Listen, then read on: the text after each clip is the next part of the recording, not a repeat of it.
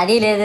పైగా నా విగ్రహాన్ని కొనడానికి పెళ్లి సంబంధాల్లో పిల్లని చూడడానికి వెళ్ళినట్టు పలోమను 10 మంది వెళ్తారు. అందులో ఒకడికి ఆ బొమ్మ నచ్చిందని, ఇంకోటికి ఈ బొమ్మ నచ్చిందని. నా కర్మ ఏంటంటే అక్కడ ఉన్నవన్నీ నా బొమ్మలే. మళ్ళీ తీరా 10 మందికి ఒక బొమ్మ నచ్చాక అమ్మేటోడు అలుసుగా తీసుకొని 10,000 15,000 అని బాంబు పేలుస్తాడు. ఎందుకురా బాబు ఇంత రేట్ అంటే కలకత్తా నుంచి తెప్పించామంటాడు. నాకు అర్థం కానిది ఏంటంటే ఎక్కడైతే నేను కలకత్తా నుంచి అయితే నాకన్నా మొనగాడు వస్తాడా, అక్కడ కూడా నేనే కదా. ఇలా నన్ను బజార్లో పెట్టి బేరం ఆడి నా మొహానికి ముసుగేసి వ్యాన్ ఎక్కిస్తారు. ఆ వ్యాన్ డ్రైవర్ గాడు నేనున్నానని కూడా చూడకుండా ఏదో ఆలోచించుకుంటూ డ్రైవ్ చేస్తా గతకల్లో గబ్బి గుబ్బి అని తించేసి నా కాల్లో చెయ్యి ఇరగొట్టేస్తాడు. ఈ విషయం చందాలు ఇచ్చిన చిన్నోళ్ళకి తెలిస్తే మళ్ళీ ఇరిగిపోయిన బొమ్మ పెట్టకూడదని ఏ బొమ్మ రాసి కవర్ చేసేస్తాడు. సరేలే జరిగిందేదో జరిగింది, నా భక్తులే కదా కూల్ బ్రో అని చిల్లయ్యే లోపు నన్ను పందిర్లో పెట్టి ముసుగు తీసి నాకన్నా పొడుగున్నే సౌండ్ బాక్సులు 2 నా చెవుల పక్కన పెట్టి డీజే గణేష్ బ్రో అని చెప్పి నా పాటలను కూనీ చేస్తారు. సరేలే పిల్లలు కదా ఇప్పుడు కాకపోతే ఎప్పుడు ఎంజాయ్ చేస్తారు, కాసేపట్లో పూజ స్టార్ట్ చేస్తారని వెయిట్ చేస్తా ఉంటే ఆ 5 రూపాయల వ్రతకల్పన బుక్ చూస్తే